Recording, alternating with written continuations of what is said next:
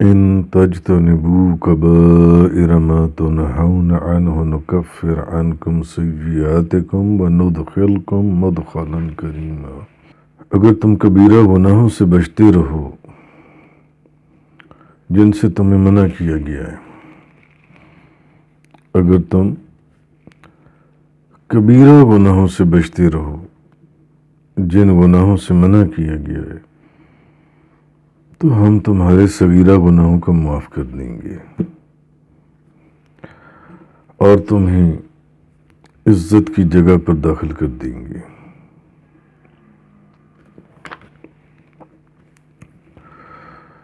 کہ جو شخص کبیرہ گناہوں سے بچتا رہے گا اللہ تعالیٰ اس کے صغیرہ گناہوں کو معاف کر دے گا۔ بعض عارفین نے کہا، عرفاء نے، علامہ ابو عبداللہ محمد بن احمد مالکی قرطبی لکھتی ہیں کہ یہ مت سوچو کہ گناہ صغیرہ ہے یا کبیرہ۔ گناہ جو ہے یہ صغیرہ ہے یا کبیرہ، یہ غور کرو کہ تم بھلے وہ گناہ صغیرہ ہے بھلے وہ گناہ کبیرہ ہے، یہ غور کرو کہ تم کس ذات کی نافرمانی کر رہے ہو۔ اب اگر یہ بات سمجھ میں آ جائے کہ انسان اس بات کے پر غور کرے کہ وہ یہ سوچے کہ گناہ کبیرہ ہو یا گناہ صغیرہ ہو، گناہ چھوٹا ہے یا گناہ بڑا ہے، مگر نافرمانی کس ذات کی جا رہی ہے۔ نافرمانی اگر انسان کو یہ معرفت حاصل ہو جائے تو پھر اس کے بعد کوئی گناہ جو ہے وہ گناہ صغیرہ نہیں رہتا، اس کے نزدیک ہر گناہ ہی کبیرہ ہے۔ اگر وہ یہ بات سمجھ جائے کہ اللہ پاک نے فرمایا جب تم گناہ کبیرہ گناہوں سے بچتے رہو گے تو تمہارے صغیرہ گناہ بھی معاف کر دیے جائیں گے۔ مگر عارفین کا قول ہے کہ یہ مت سوچو کہ گناہ چھوٹا ہے یا گناہ بڑا ہے۔ ہاں یہ سوچنے اور سمجھنے کی بات ہے کہ گناہ بڑا ہو یا چھوٹا، تم یہ سوچو کہ تم کس کی نافرمانی کر رہی ہو، کس ذات کی نافرمانی کر رہی ہو تم جن سے۔ تو جب تم یہ سوچ لو گے تو اس اعتبار سے پھر تمام گناہ کبیرہ ہی ہیں۔ ان اللہ لا یغفر ان یشرک بہ ویغفر ما دون ذلک لمن یشاء۔ اللہ تعالیٰ شرک کے گناہ کو نہیں بخشے گا اور شرک کے سوا تمام گناہوں کو جس کے لیے چاہے گا بخش دے گا، اس کی مرضی ہے۔ اب اس آیت کے اندر جس کا ذکر ہو رہا ہے، اس میں جو کبیرہ گناہ ہیں ان سے مراد اصل میں کفر ہے، یعنی ایسے گناہ جو انسان کو کفر کی طرف لے جاتے ہیں، اگر تم ان سے بچو گے تو اللہ تعالیٰ تمہارے گناہوں کو مٹا دے گا، تمہارے دوسرے گناہ بھی معاف کر دے گا۔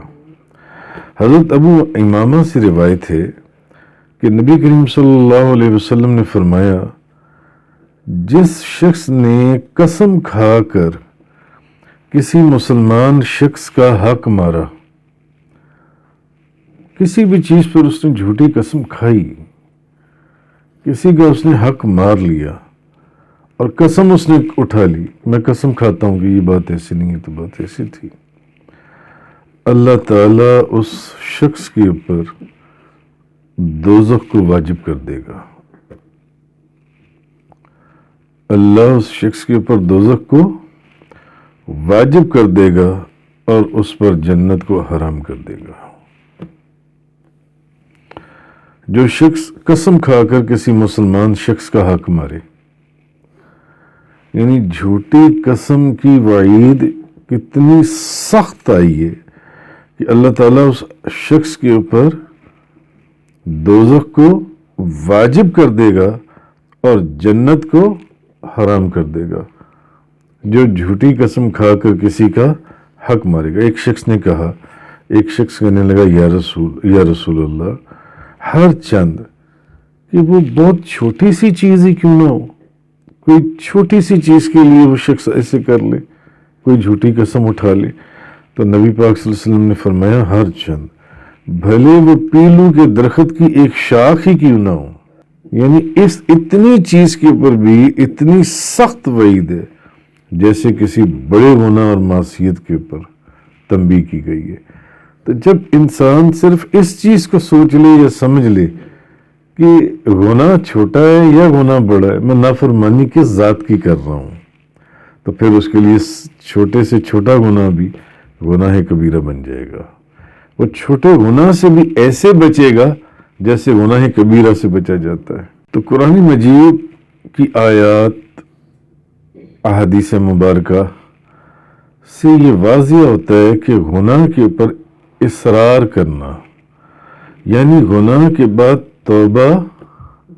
نہ کرنا، گناہ کرنے کے بعد توبہ نہ کرنا،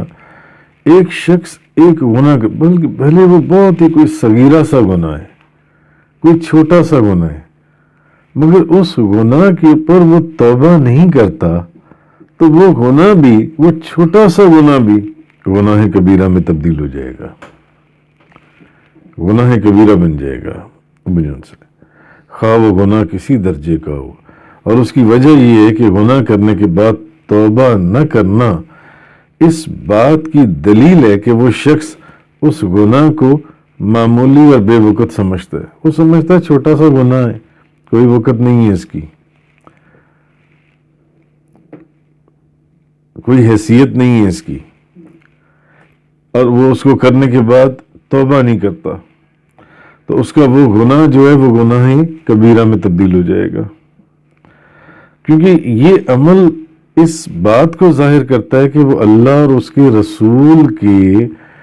منع کرنے کو اہمیت ہی نہیں دیتا۔ اللہ اور اس کے کیونکہ وہ چھوٹا گناہ کرنے کے بعد توبہ کرنے کو ضروری نہیں سمجھتا، وہ سمجھتا ہے کہ یہ معمولی سی بات ہے، اس کی کوئی حیثیت نہیں۔ تو اس کا مطلب ہے کہ اصل میں وہ اللہ اور اس کے رسول کا جو حکم ہے اس کو اہمیت نہیں دے رہا، تو اب وہ چھوٹا گناہ اس وجہ سے گناہ صغیرہ سے گناہ کبیرہ میں تبدیل ہو جائے گا، جو اور لوگوں کے لیے تو گناہ صغیرہ ہے، چھوٹا سا گناہ ہے، مگر اس کے لیے وہ گناہ کبیرہ ہے۔ کیوں؟ کیونکہ وہ اس کو اہمیت نہیں دیتا، اس کے نزدیک کوئی حیثیت نہیں ہے، وہ اس کو بڑا معمولی سمجھتا ہے۔ تو اصل میں وہ اس کو معمولی نہیں سمجھ رہا، وہ اللہ اور اس کے رسول کے حکم کو معاذ اللہ معمولی سمجھ رہا ہے، اللہ اور اس کے رسول کے احکام کی پرواہ نہیں کرتا، اور وہ شریعت کو معمولی بات سمجھتے ہوئے بے وقت سمجھتا ہے، اور وہ اس کے بعد وہ جو چھوٹا سا گناہ ہے جس کے بعد وہ توبہ نہیں کرتا، تو اس کی اس لاپرواہی یا یہ سوچ کی وجہ سے کہ یہ گناہ بڑا چھوٹا سا ہے، معمولی سا ہے، اس کی کوئی حیثیت نہیں، معاذ اللہ، وہ چیز گناہ کبیرہ میں تبدیل ہو جاتی ہے۔ وَلَا تَتَمَنَّوْا مَا فَضَّلَ اللَّهُ بِهِ بَعْضَكُمْ عَلَى بَعْضٍ لِلرِّجَالِ نَصِيبٌ مِّمَّا اكْتَسَبُوا وَلِلنِّسَاءِ نَصِيبٌ مِّمَّا اكْتَسَبْنَ وَاسْأَلُوا اللَّهَ مِنْ فَضْلِهِ إِنَّ اللَّهَ كَانَ بِكُلِّ شَيْءٍ عَلِيمًا۔ اور تم اس چیز کی تمنا نہ کرو جس کے ساتھ اللہ نے تمہارے بعض کو بعض پر فضیلت دی ہے،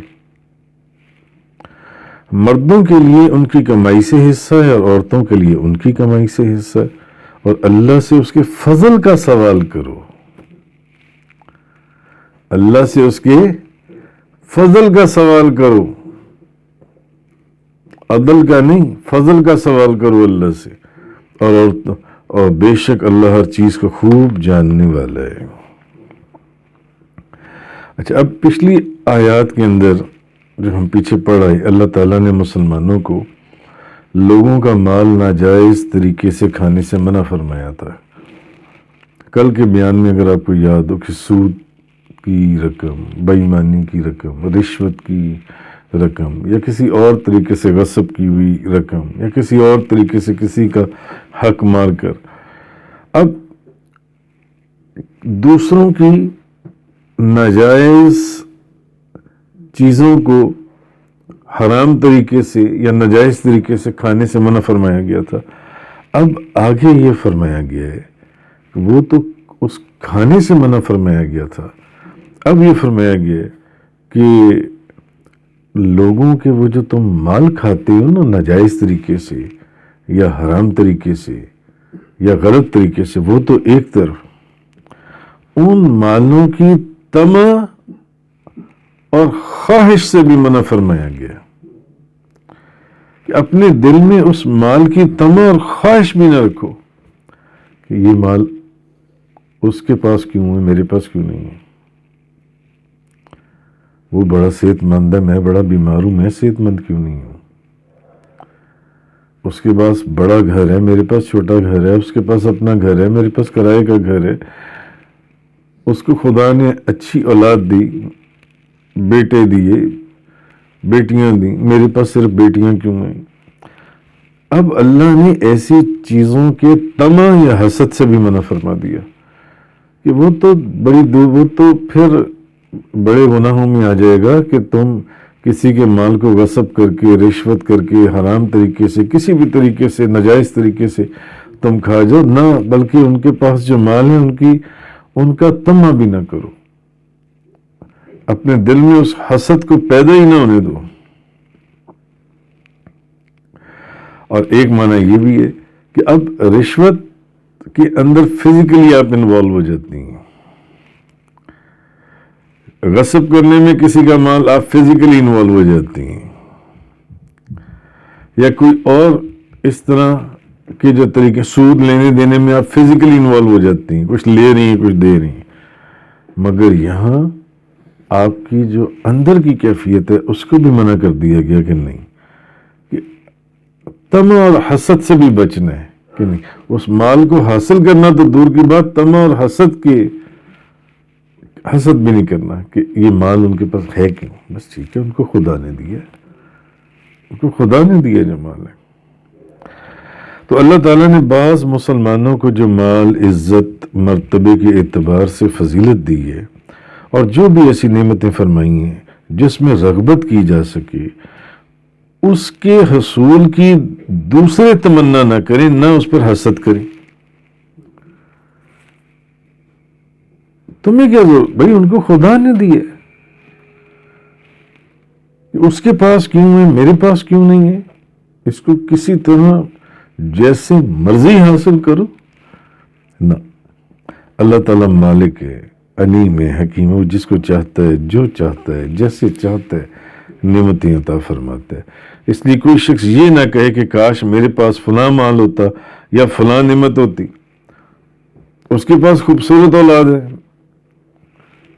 میرے بچے سادے سی ہیں، اس کی بیوی خوبصورت ہے، میری بیوی بدصورت سی ہے، اس کا گھر خوبصورت ہے، اس کی گاڑی بڑی ہے، میری گاڑی چھوٹی ہے،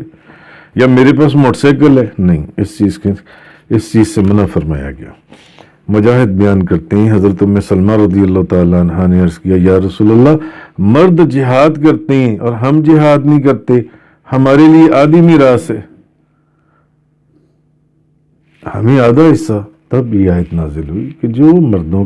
کا حصہ ہے، تمہارا حصہ ہے، جو ان کے پاس ہے تم اس کے حصول کی خواہش نہ کرو۔ اس میں پھر دوسری چیزیں جنم لیتی ہیں، نہ وہ ان کو خدا نے دیے۔ اس کے بعد فرمایا اللہ تعالیٰ سے اس کے فضل کا سوال کرو، فضل کا سوال، یعنی اللہ سے اپنے اعمال کا صلہ نہ مانگنا کہ میرے اعمال نہیں ہیں، میں تو 5 وقت کی نماز پڑھتا ہوں، اور نہ اللہ تعالیٰ سے اس کے عدل کی بنا پر سوال کرنا، نہ ایسا نہ کرنا بلکہ اس کے فضل کا سوال کرنا جب بھی فضل کا سوال کرو گے۔ آگے فرمایا وَلِكُلٍّ جَعَلْنَا مَوَالِيَ مِمَّا تَرَكَ الْوَالِدَانِ وَالْأَقْرَبُونَ وَالَّذِينَ عَقَدَتْ أَيْمَانُكُمْ فَآتُوهُمْ نَصِيبَهُمْ إِنَّ اللَّهَ كَانَ عَلَى كُلِّ شَيْءٍ شَهِيدًا۔ اور ہم نے ہر شخص کو ترکے کے لیے وارث مقرر کر دیے، اولاد اور قرابت دار اور وہ لوگ جن سے تمہارا عہد ہو چکا ہے، سو تم انہیں ان کا حصہ دے دو، بے شک اللہ ہر چیز پر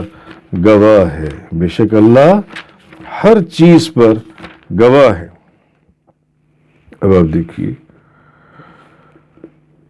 جہالت کی ایک رسم یہ بھی تھی کہ جن لوگوں کی آپس میں دوستی ہوتی تھی وہ ان کو آپس میں اپنا وارث بنا دیتے تھے۔ اولاد کو وارث نہ بنانا، کسی اور کو وارث بنا دینا، یا جس کو وہ اپنا منہ بولا بیٹا بنا لیا کرتے تھے وہ بھی ان کی وراثت میں حصے دار بن جاتا تھا۔ یہاں یہ آیت میں واضح کر دیا کہ وراثت کے حقدار تو وہی لوگ ہیں جن کو اللہ تعالیٰ نے وارث ٹھہرایا ہے، بس جن کو خدا نے وارث ٹھہرا دیا وہی اس کے وارث ہیں، اس کے علاوہ اور کوئی وارث نہیں ہے۔ اور اس بات کو سن لو اور سمجھ لو کہ ان اللہ کان علی کل شیء شہیدا، بے شک اللہ ہر چیز پر گواہ ہے۔ تفسیر قرآن کا یہ لیکچر انگلش میں سننے کے لیے براہ کرم ڈسکرپشن میں موجود لنک پر کلک کریں۔